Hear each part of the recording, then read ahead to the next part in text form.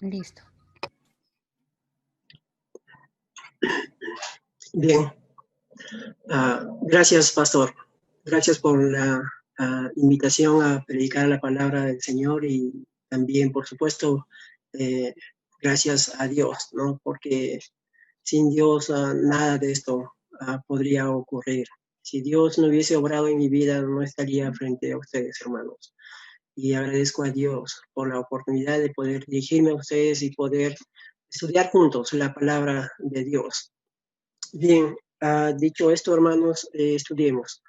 Hoy estaremos viendo un texto relacionado con la celebración ya en este mes de diciembre, que casi todo el mundo cristiano va recordando el nacimiento de Jesús. Entonces, para ello, el título del texto, el título de la enseñanza, se desprende de una manera natural del Evangelio de Juan, capítulo 1, verso 14, la primera parte, donde dice, y aquel verbo fue hecho carne, y aquel verbo fue hecho carne. Por eso el título de la enseñanza de hoy es Dios hecho carne. Por eso le puse el título, porque es lo que estaremos estudiando hoy. Entonces, nuestro texto central hoy será el verso 14. Y aquel verbo fue hecho carne y habitó entre nosotros. Y vimos su gloria, gloria como del unigénito del Padre, lleno de gracia y de verdad. Lo que hace Juan, ahora vamos a ver un poco el argumento de Juan, y el argumento de Juan es de la siguiente manera. Lo que hace Juan en los primeros versos, es decir, desde el verso 1, a lo que el pastor Juan Pablo ha leído, desde el verso 1 hasta el 18, lo que hace Juan es básicamente entrar al verbo. Empezando desde la introducción, esto es lo que se llama el prólogo. Desde el verso 1, lo que va a hacer Juan es exaltar al verbo, por reconocer su grandeza, por elevar su nombre, su majestad, lo glorifica dándole honor por sobre todo, por sobre todas las cosas. Una vez que Juan nos ha mostrado la majestad del verbo, nos dice que este verbo majestuoso desciende a este mundo caído, el nuestro, con gente pecadora, nosotros. Él vino y habitó con gente pecadora, nosotros, y que lo hizo para salvarnos. Esto es básicamente el argumento que veo en Juan capítulo 1. Entonces, para ello, vamos a orar, hermanos. Bien, oremos.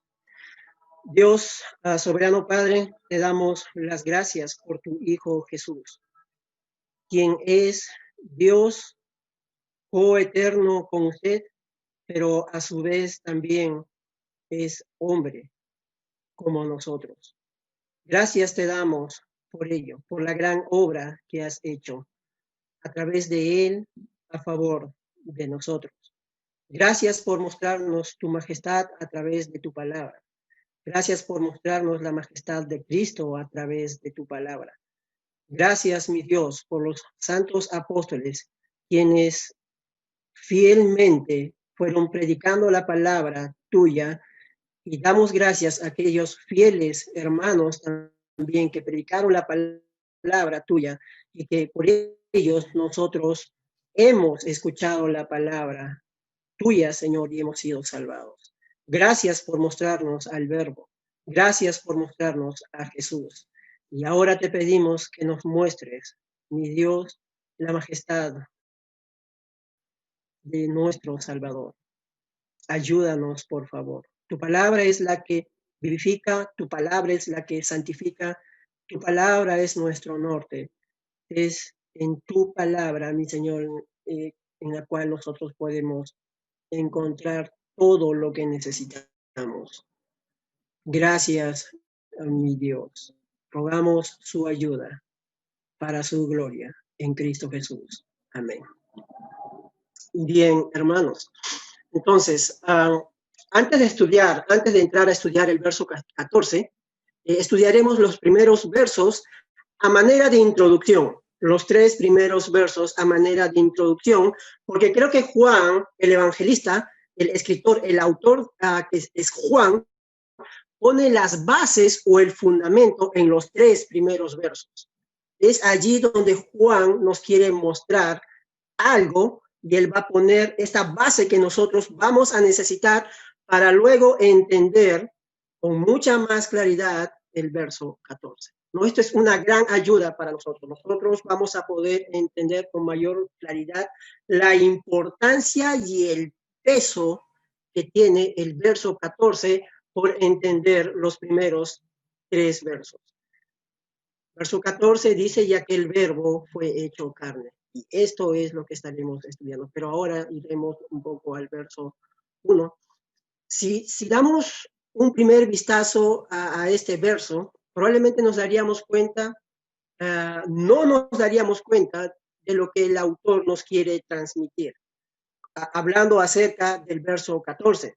Porque a pesar de la aparente sencillez, ¿no? Ya que el verbo fue hecho carne, a pesar de la aparente sencillez con que escribe el autor, este verso es una de las declaraciones más profundas y complejas en la Biblia, debido a la carga teológica contenida. Hay una gran carga allí, teológicamente hablando, el hombre ciertamente con toda la inteligencia o lo que pueda tener el hombre más erudito del mundo, no podría explicar con claridad lo que hay allí dentro. Algún día Dios nos va a revelar todo ello, pero nosotros creemos. Y en la medida que Dios se va revelando a nosotros, nosotros vamos explicando lo que dice la palabra. Ciertamente, al igual, yo me veo limitado siquiera a rasgar el borde del manto de todo lo que significa este verso. Pero por la gracia de Dios, quien nos ayuda en nuestra debilidad, con la ayuda del Espíritu Santo, que obra en cada uno de nosotros, pues intentaremos explicar. Los primeros 18 versículos que ha leído el pastor es lo que llamamos el prólogo del Evangelio de Juan. Son los primeros 18 versículos. Y en cuanto al prólogo, nace una pregunta. ¿Cuál es el tema del prólogo? Personalmente considero que el tema del prólogo es la encarnación del eterno Hijo de Dios. La encarnación del eterno Hijo de Dios. Es decir, Dios hecho hombre. Dios traspasando la barrera de tiempo y espacio para hacerse hombre como tú y como yo en la persona de Jesucristo. Esto es el tema del prólogo. Entonces, observando los evangelios sinópticos, los evangelios de Mateo, Marcos y Lucas, veremos que el enfoque de ellos al escribir sobre la encarnación de Jesús es distinta al de Juan. La presentación que ellos hacen acerca de Jesús, del nacimiento de Jesús, o cuando hablan de Jesús en su primer capítulo, es distinto al cómo lo hace Juan. Entonces, esto vamos a ver en la presentación que ellos hacen en la persona de Jesús. Observemos la presentación de los evangelios sinópticos. Veamos primero el evangelio de Marcos. El evangelio de Marcos. El evangelio de Marcos presenta a Jesús con el testimonio de Juan el Bautista, ¿no? Esto lo podemos ver en los primeros versículos, cuando inicia Marcos capítulo 1, versos 1 al... Bueno, y sigue más también, pero solo voy a leer los tres primeros versículos de Marcos capítulo 1. Dice, principio del Evangelio de Jesucristo, Hijo de Dios, como está escrito en Isaías el profeta, he aquí yo envío mi mensajero delante de tu faz, hablando de Juan el Bautista, el cual preparará tu camino, el camino del Señor Jesús, delante de ti, vos que clama en el desierto, preparad el camino del Señor, enderezad sus sendas. Entonces, y va a seguir hablando acerca de la persona de Juan el Bautista como el precursor, como el que va delante del rey, ¿no? que va abriendo el camino, allanando la tierra, enderezando las sendas o los caminos, porque viene el Señor tras mí. Si continuamos con la escritura de Marcos, veremos que Juan el Bautista está vestido de pelo de camello, con un cinto de cuero alrededor de sus lomos, y que iba delante de Jesús como el que prepara el camino del Señor. Esto es lo que sigue allí en el texto. Y esto es básicamente. Entonces, ¿cuál era el mensaje de Juan el Bautista? Viene tras mí, viene tras mí el que es más poderoso que yo, a quien no soy digno de desatar encorvado la correa de su calzado, y arrepentidos, el reino de los cielos se ha acercado. Esto era el testimonio que daba Juan el Bautista, ¿no? Juan el Bautista. Y esto es de lo que habla el primer capítulo, el inicio del Evangelio de Marcos. Entonces, de esta manera el Evangelio de Marcos presenta al Señor Jesús a través del testimonio de Juan el Bautista. ¿Y cómo presenta al Señor Jesús el Evangelio de Lucas? ¿Cómo es que lo hace él? Bueno, Lucas nos habla acerca de la concepción de Elizabeth, del cual nacería justamente Juan el Bautista, ¿no? Y también nos habla acerca de la concepción de la Virgen María, hoy mal llamada también Virgen Perpetua, pero del cual nacería el Señor Jesús. Lucas capítulo 1, 5 al 25 y 26 al 38 respectivamente. Pero hay que notar que la concepción de la Virgen María fue distinta a la concepción de Elizabeth, su pariente, o a la de cualquier otra mujer. Era distinto. Las escrituras nos enseñan que la concepción de María fue por obra de Dios, más específicamente por la obra del Espíritu Santo, de una manera que nuestra mente no puede entender. Esto es obra sobrenatural, esto es una obra de Dios. Lucas registra la conversación entre el ángel Gabriel y María. Gabriel, el ángel, comunica a María que concebirá un hijo y que lo llamará Jesús porque será el Salvador. Y esto es lo que significa el nombre Jesús. Lucas capítulo 1, versos 34 y 35 dice: entonces María dijo al ángel: ¿cómo será esto? El ángel ya le había dicho que ella va a tener un bebé, ¿no? Pero ella dice: ¿cómo será esto? Pues no conozco varón, dice María. Verso 35, respondiendo el ángel le dijo: el Espíritu Santo vendrá sobre ti. El poder del Altísimo te cubrirá con su sombra. Por lo cual también el santo ser que nacerá será llamado Hijo de Dios. Entonces, lo que hace Lucas es hablarnos acerca de la concepción sobrenatural de María y que ese niño será llamado Jesús, Salvador, y que también será llamado Hijo de Dios. Así es como presenta Lucas a Jesús. ¿Y qué nos dice el Evangelio de Mateo? ¿Cómo es que presenta? Bueno, presenta a Jesús usando la genealogía, desde Abraham hasta José, marido de María, de la cual nació Jesús, llamado el Cristo. Es así. Mateo capítulo 1, verso 16. Y Jacob engendró a José, marido de María, de la cual nació Jesús, llamado el Cristo, ¿no? Sin embargo, el Evangelio de Juan presenta al Señor Jesús de distinta manera. Cada uno tiene un enfoque distinto de la presentación del Señor Jesús. Y el enfoque de Juan es distinto. No lo hace a través de la anunciación de la concepción de María, tampoco lo hace principalmente por el testimonio de Juan el Bautista, tampoco lo hace por la genealogía retrocediendo hasta Abraham, ni aún hasta la creación misma, Génesis 1:1, sino que Juan lo lleva aún más atrás de la creación misma. Esto es lo que hace Juan, para que nosotros podamos apreciar las palabras del texto cuando dice: y aquel verbo fue hecho carne, y aquel verbo fue hecho carne. Lo hace aún más atrás, antes que existiera el tiempo, espacio y todo lo que Dios creó. Es decir, antes de la creación del universo material, hasta llegar a Dios mismo. Hasta allí quiere que vaya nuestra mente, Juan, hasta allá donde nosotros no podemos entender, donde no existía absolutamente nada, allí nos lleva Juan. Entonces Juan tiene un enfoque totalmente distinto a los de los demás evangelistas, Juan 1:1 dice, en el principio era el verbo y el verbo era con Dios y el verbo era Dios, ¿no? Lo que hace Juan aquí es exaltar al verbo.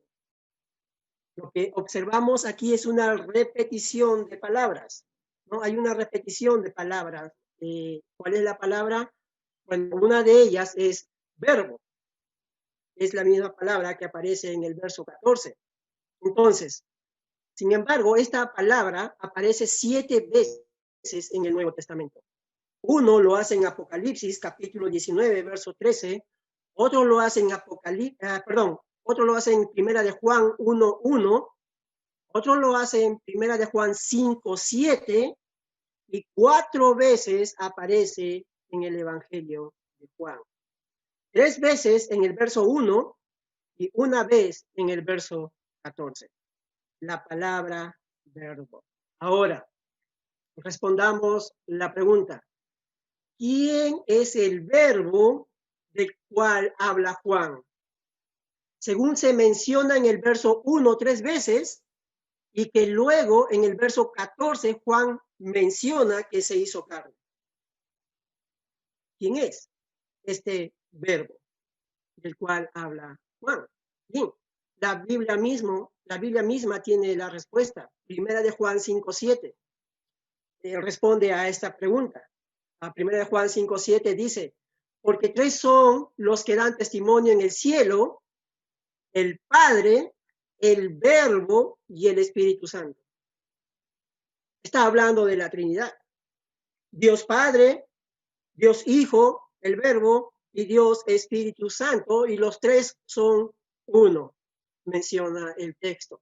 Entonces, de lo que está hablando Juan cuando menciona el Verbo es la segunda persona de la Trinidad, el Hijo de Dios. Los versos 1 al 3 nos dice que el Verbo es Dios, de Juan capítulo 1, ¿no? El Verbo es, como lo dice un hombre de Dios, el irreconciliable conflicto entre la luz y las tinieblas. Es lo que menciona un hombre de Dios, ¿no? Esto hablando acerca de los versos 4 y 5, que el Verbo es el testimonio que dio Juan referente al Cristo de Dios, los versos 6 al 9. Este es el Cristo. Entonces, el primer versículo nos dice que el Verbo ya existía en la eternidad pasada. Esto es antes de la creación. Pero también nos dice que el Verbo mantiene una relación íntima, una relación única. Es una relación santa entre Dios Padre y el Espíritu Santo, Dios Espíritu Santo. Esto es la Trinidad, ¿no? Ellos tenían y tienen una relación única, una relación íntima. Pero también nos dice que el Verbo es divino, o de otra manera dicha, el Verbo es Dios, ¿no? El Verbo es Dios. Pero también observemos otra palabra que se repite aquí. Observemos otra palabra, pero esta vez en los 2 primeros versos, versos 1 y versos 2. Dice, en el principio era, esta es la palabra que vamos a observar. En el principio era el Verbo, y el Verbo era con Dios, y el Verbo era Dios. Este era en el principio, ¿no? Entonces, esta palabra era se repite 1, 2, 3, 4 veces. Y ahora permítanme explicar la repetición de estas palabras usando un poco el griego. La palabra era aparece 4 veces en estos 2 versículos. Es la palabra eimi en el griego. Esto es en la gramática. Es un verbo que significa acción continua. Esto quiere decir que el verbo nunca llegó a existir. Nunca llegó a existir. que no fue creado, sino que es eterno. Él coexistió con Dios por la eternidad pasada y será así la eternidad futura.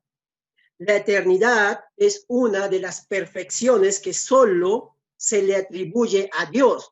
Por eso el verbo es Dios. La segunda persona de la Trinidad es Dios. Además, el verso 3 nos dice que el verbo es el agente, el autor, el creador de todo lo que existe. Toda la creación fue hecha por el verbo. Juan 1:10 dice, en el mundo estaba y el mundo fue Juan 1:10 dice, en el mundo estaba y el mundo por él fue hecho, hablando acerca del verbo. Entonces, Colosenses también nos ayuda a entender esta verdad. Colosenses 1:16 dice, porque en él, en el verbo, fueron creadas todas las cosas, las que hay en los cielos, las que hay en la tierra, visibles e invisibles, sean tronos, sean dominios, sean principados, sean potestades, todo fue creado por medio de él y para él. Entonces Pablo se asegura de cubrir todos los frentes, que no haya nada, que no quede nada afuera que diga que Dios o el verbo no lo creó. Entonces, él es el agente creador. Cuando estos textos mencionan que todo fue creado por él, hermanos, cuando el texto dice que todo fue creado por él, esto nos incluye a ti y a mí, ¿no? Es decir, que él nos creó, y no solo nos creó, sino que también nos dio la vida, sino que también nos mantiene vivos. Él nos crea, nos da la vida y nos mantiene vivos con el sustento necesario de cada día. Porque Él lo desea así. Esta es su voluntad. No, nosotros estamos vivos no por nuestra buena salud. No estamos ahora entendiendo el contexto o estamos encerrados en nuestra casa para que no nos pase nada. No por eso no nos va a pasar nada. Es porque simplemente Dios lo quiere así. Esto es la soberanía de Dios. Las galaxias enteras lo hizo el verbo. El mundo fungi lo hizo el verbo. A ti y a mí nos hizo el verbo, de tal manera que toda existencia se lo debe al verbo. El verbo tiene el poder para volver a hacer las galaxias enteras. A él no le cuesta absolutamente nada, nada de esfuerzo. Él no se cansa en lo más mínimo. Él tiene el poder, él tiene la sabiduría para hacer todo de nuevo. Él hace las cosas de la nada. Cuando no existía absolutamente nada, el verbo trajo a la existencia todo lo que vemos y lo que no vemos también. Él lo trajo a la existencia, a existir cuando no había nada, Este es el verbo del cual Juan nos habla. Entonces concluimos con nuestra introducción haciendo un repaso, mencionando que el verbo es Dios porque es eterno, que coexistirá con Dios y que el verbo es el creador de todo. Esto nos incluye. Por eso le debemos nuestra existencia. Concluimos que el verbo es Dios, ¿no?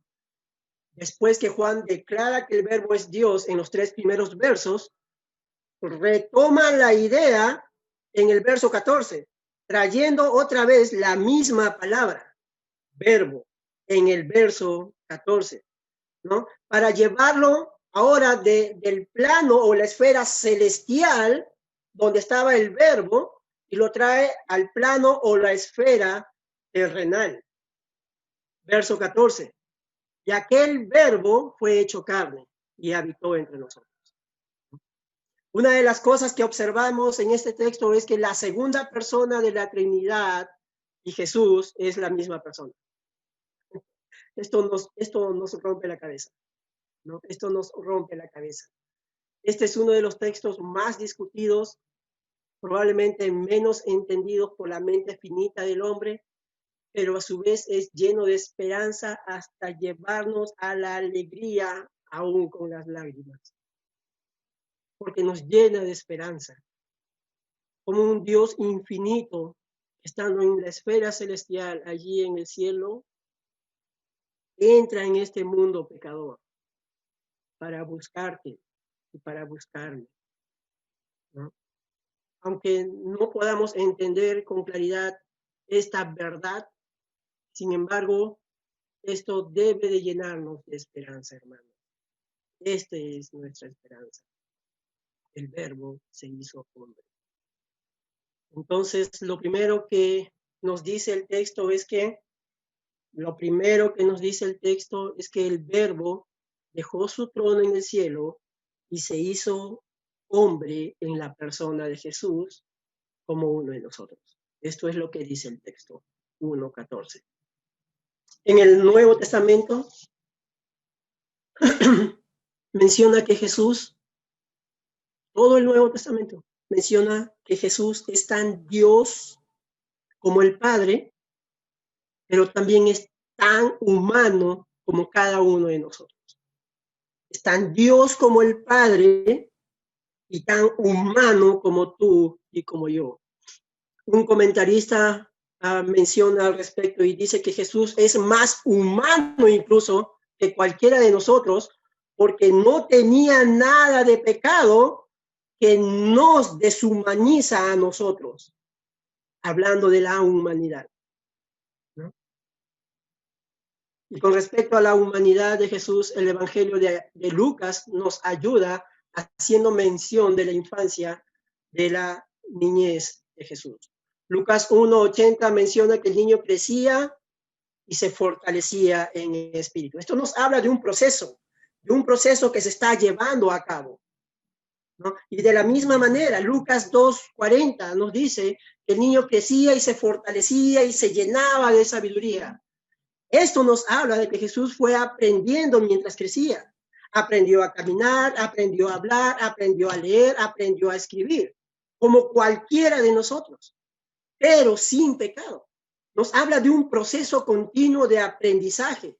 Es decir, que en ese momento Jesús no lo sabía, hablando acerca de la humanidad de Jesús. Era tan humano como tú y como yo. Más adelante, cuando Jesús tenía 12 años, él estaba en el templo, sentado en el medio de los doctores de la ley, oyéndoles y preguntándoles. La Escritura dice que todos los que le oían se maravillaban de su inteligencia y de su respuesta y de sus respuestas. Lucas 2:41-47, ¿no? Ahora imagina, hermano, ¿no? Imagino a Jesús hablando allí en medio de los doctores de la ley con una claridad teológica acerca de los asuntos de Dios, ¿no? Y que los doctores de la ley y las personas que escuchaban se maravillaban aún más todavía viniendo de alguien o de un niño, un preadolescente de 12 años. Jesús con tan solo 12 años, ya estaba trabajando en los asuntos de su Padre. Con tan solo 12 años. De su Padre que está en los cielos. Y tú y yo, al igual que Jesús, debemos estar trabajando en los asuntos de nuestro Padre que está en los cielos. Y si aún no eres hijo de Dios, hoy es el día de salvación. Pero el texto no termina allí, sino que dice, y Jesús crecía en sabiduría y en estatura y en gracia para con Dios y los hombres. Esto quiere decir que Jesús seguía aprendiendo, ¿no? Cuando el texto dice que el Verbo se hizo carne, en el verso 14, quiere decir que el Verbo, este Verbo del verso 1, el agente de la creación, el creador de todo, y Jesús hombres son la misma persona.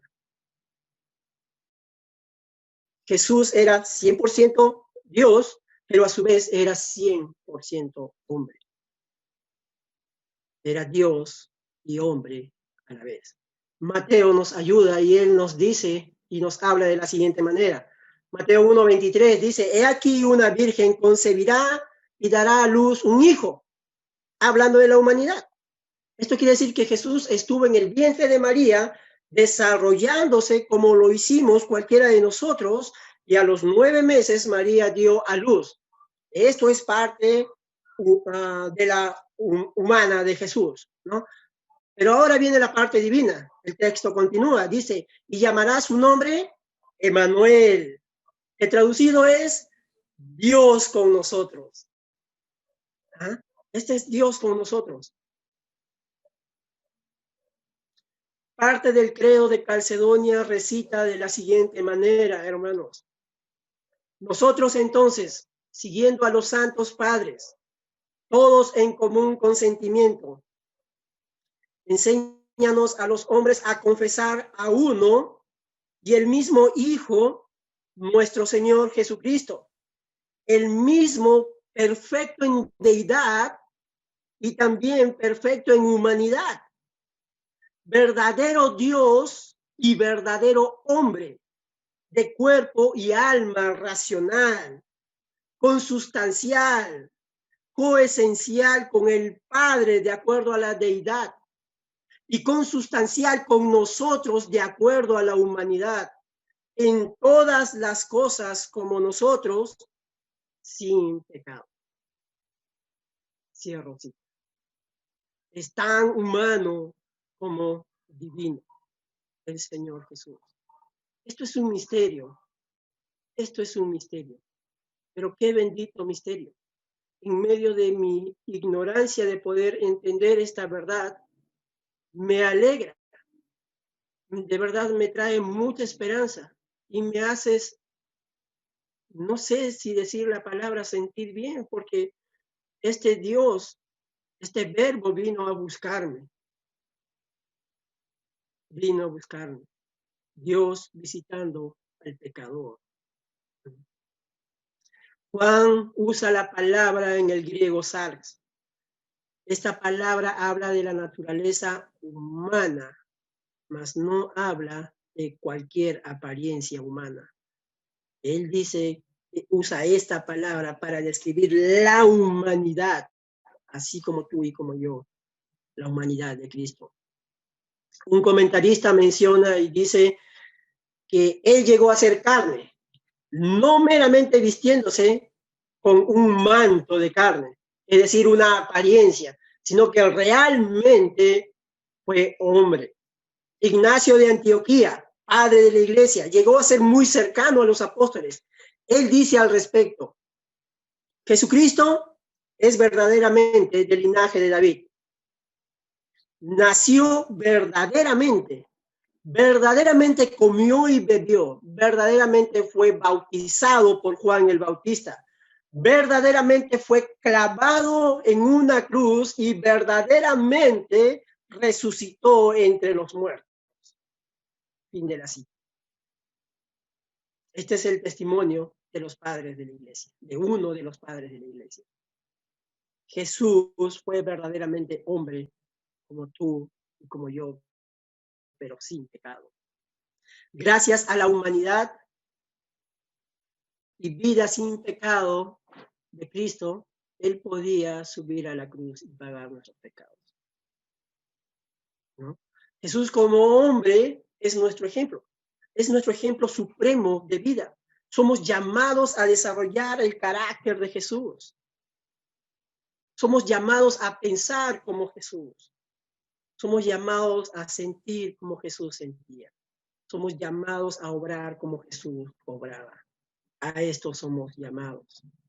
Él dejó su trono en el cielo y se hizo hombre para hacer una gran obra aquí en el mundo.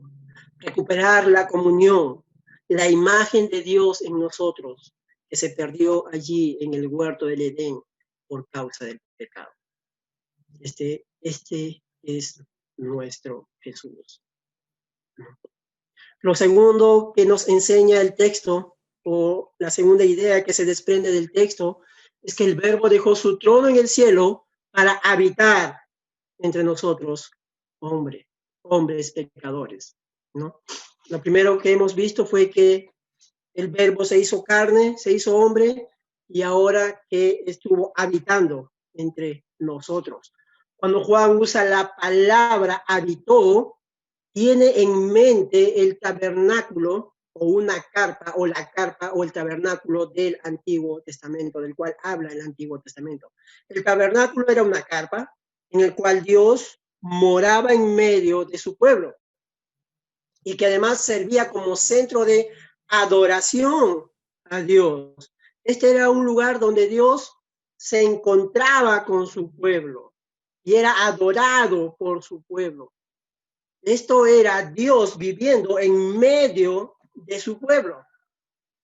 Esto es lo que tenía en mente Juan cuando él dice que habitó entre nosotros, Jesús. Dios dijo a Moisés, y harán un santuario y habitaré en medio de ellos.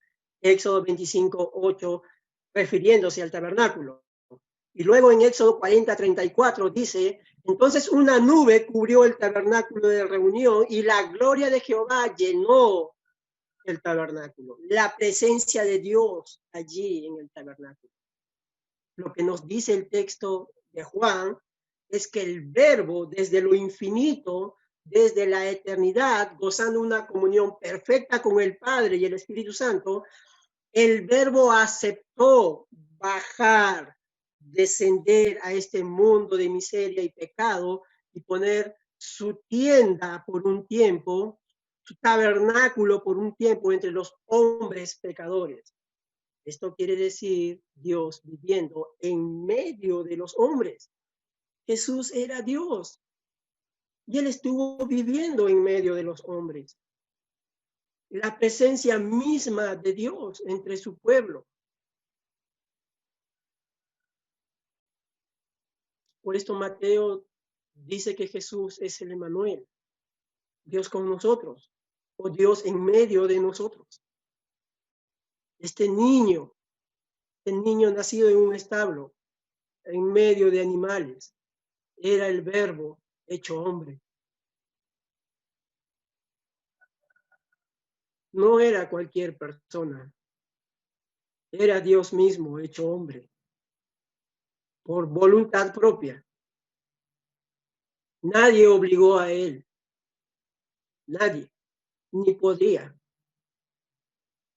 Él nació en medio de animales. Lucas menciona al respecto. Lucas capítulo 2, versos 8 en adelante dice, había pastores en la misma región que velaban y guardaban las vigilias de la noche sobre su rebaño. Y aquí se les presentó un ángel del Señor y la gloria del Señor los rodeó de resplandor y tuvieron gran temor. Pero el ángel les dijo, no temáis, porque aquí os doy nuevas de gran gozo que será para todo el pueblo. Que os ha nacido hoy en la ciudad de David un Salvador, que es Cristo el Señor. Esto os servirá de señal. Hallaréis al niño, un hombre, un bebé, envuelto en pañales, acostado en un pesebre.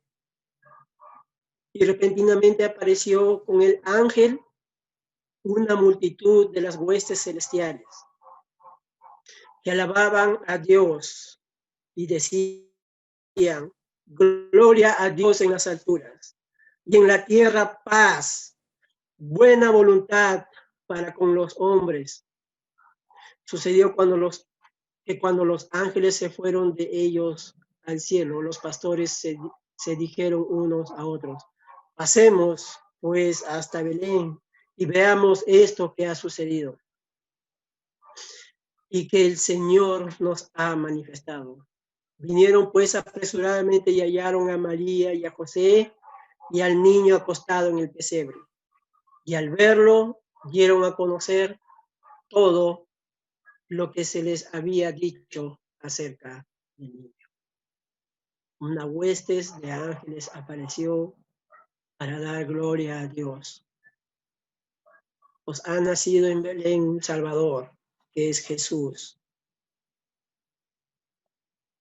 El Verbo se hizo carne y vivió en medio de pecadores para salvarnos. Él descendió de su trono, el cielo, a este mundo voluntariamente para que a su vez Él pueda subir voluntariamente a la cruz. Él desciende de su trono a este mundo para subir otra vez voluntariamente a la cruz del Calvario y pagar los pecados míos y los pecados tuyos. Juan capítulo 1, 10 y 12 dice, en el mundo estaba, Él estaba habitando en este mundo, en el mundo que fue hecho por Él. Y el mundo por Él fue hecho. Pero el mundo no le conoció, el mundo le rechazó. No, nosotros no estamos en neutro. Es como el carro mecánico. No es así. El carro mecánico está en neutro y ahí está, no se mueve, ¿no? O pones el retroceso y hacia atrás. Y si pones primera, hacia adelante, ¿no? Entonces, no es así con Dios. Cuando Dios te habla, suceden dos cosas. O lo rechazas o lo aceptas. Pero nunca estamos en neutro. Esto no existe. A los suyos vino y los suyos no le recibieron. Los suyos lo rechazaron. Pero dice, más a todos los que le recibieron, a los que creen en su nombre, les dio potestad de ser hechos hijos de Dios. Para esto vino Él. Para salvarnos. Concluimos, hermanos. Hermano, si esta verdad o que esta verdad nos mueva a una mayor devoción a Dios, a un mayor amor a Él, a una mayor obediencia a nuestro Salvador, por quien es Él y por lo que hizo a favor nuestro. Que esta verdad nos mueva a hacer estas cosas. Y si nos visitas hoy, permíteme decirte que tienes un gran y único Salvador, que por amor dejó el cielo, donde todo es perfecto, porque allí está Dios. Es perfecto porque allí está Dios. Y bajó a buscarte a ti. Pero también tienes que entender que cuando Dios te habla sucede dos cosas. O lo rechazas o lo recibes. Él conoce todas tus necesidades. Él conoce todas tus dolencias. Pero Él también conoce que hay una gran y mayor necesidad en todas las personas. Y esto es la salvación. Esto es la salvación. Entonces, hermanos, que nos mueva esto a una mayor devoción a nuestro Dios. Oremos, hermanos.